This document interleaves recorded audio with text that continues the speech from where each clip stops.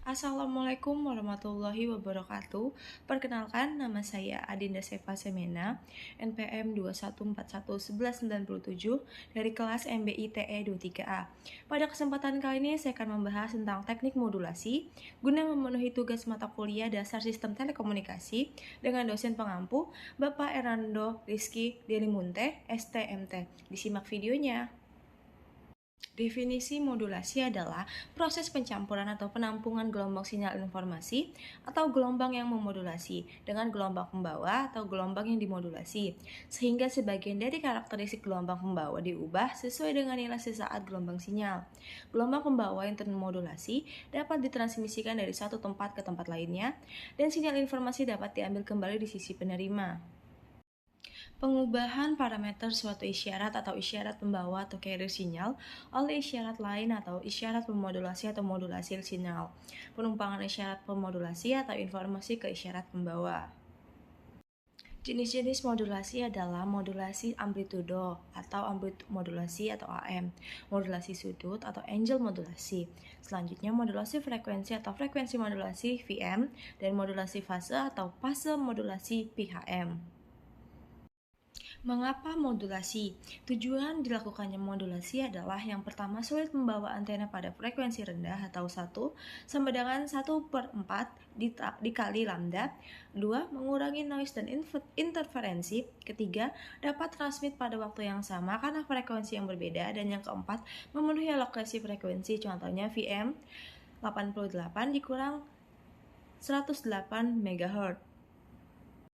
Modulasi amplitudo, ada beberapa proses modulasi, yaitu yang pertama modulasi secara analog yang terdiri dari modulasi continuous wave. Yang kedua, modulasi amplitudo atau AM yang terdiri dari AM full carrier atau AM-FC, double sidebands atau DSB, single sidebands atau SSB, dan vestigial sidebands atau FSB. Yang ketiga, modulasi sudut yang terdiri dari modulasi frekuensi VM dan modulasi fase atau PM. Yang keempat, terdapat modulasi pulse yang dibagi menjadi dua, yaitu modulasi pulse analog yang terdiri dari pulse amplitude modulasi atau PAM, pulse position modulasi atau PPM, pulse width modulasi atau PWM. Yang kedua, modulasi pulse digital yang terdiri dari pulse kode modulasi PCM, delta modulasi DM. Yang ketiga, differential pulse kode modulasi di PCCM. Yang kelima, modulasi secara digital yang terdiri dari amplitude shift keying atau SK, frekuensi shift keying VSK, dan yang terakhir fase shift keying atau PSK. Modulasi amplitude.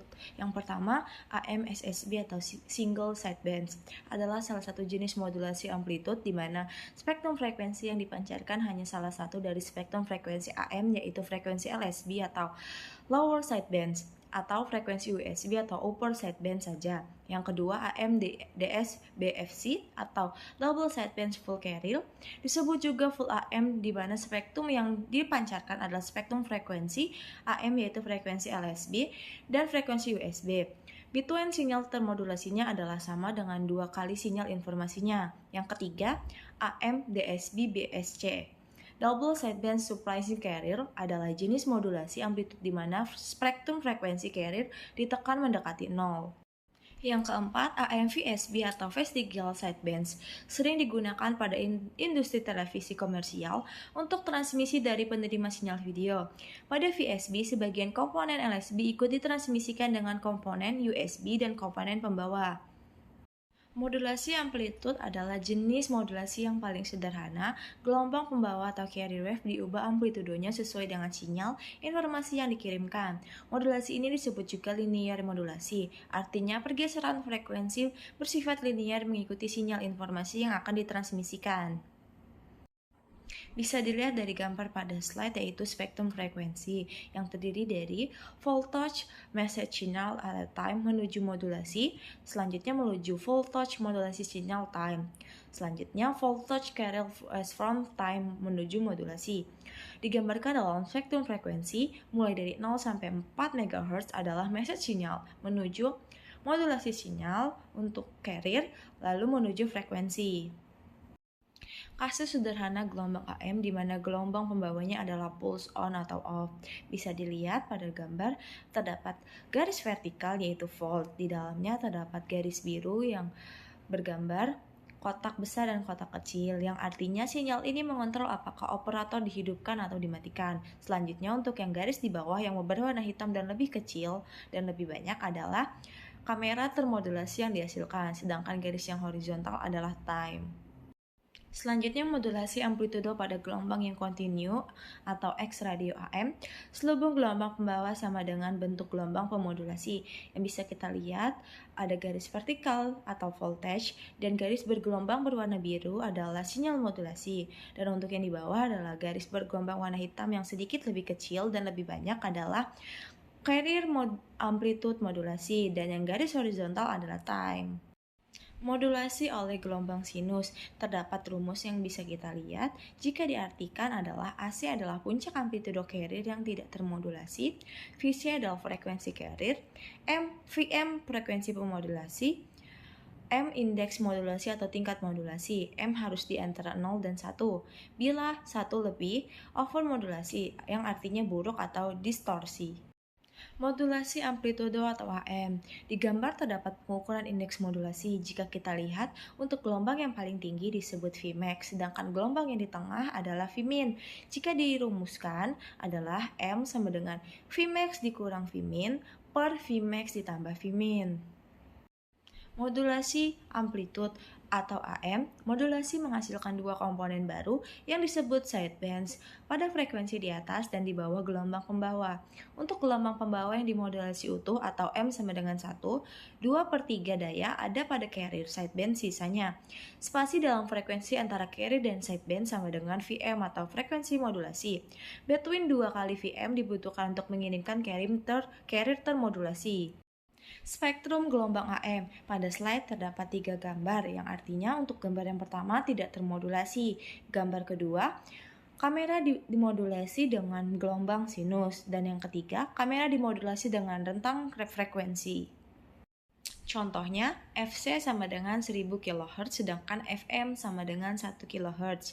Untuk gambar yang pertama, EG FC sama dengan 1000 kHz, sedangkan FM 1 kHz yang menyebabkan tidak termodulasi. Untuk gambar yang pertama, kotak yang pertama terdapat 1 kHz dan untuk kotak yang kedua terdapat 1 kHz. Sedangkan di garis yang kanan 99 kHz, untuk garis yang tengah dan menjulang tinggi adalah 1000 kHz, sedangkan garis yang di kiri adalah 1001 kHz yang menyebabkan kamera dimodulasi dengan gelombang sinus. Untuk yang ketiga adalah 2 kali VM sama dengan max, yang artinya kamera dimodulasi dengan rentang frekuensi.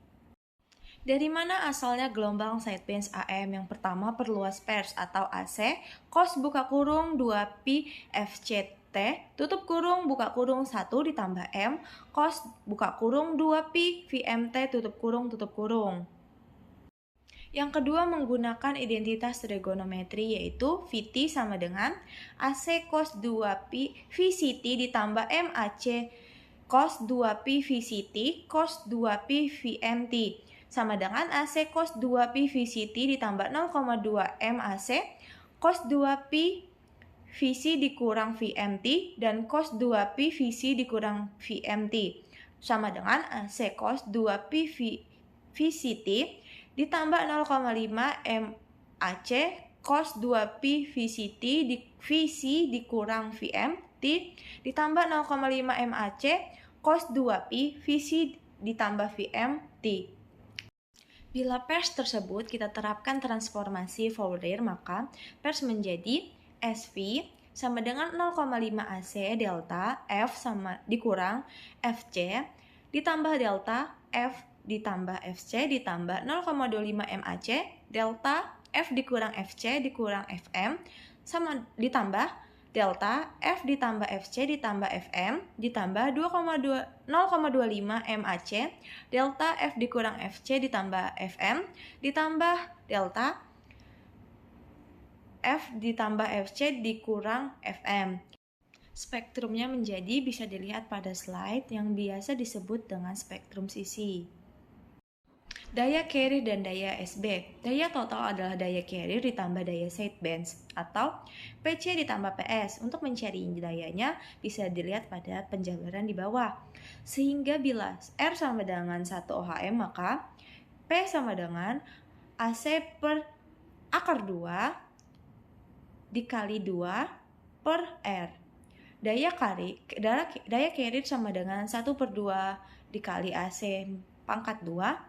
Sedangkan daya sidebands atas sama dengan 1/8 dikali M pangkat 2 AC pangkat 2.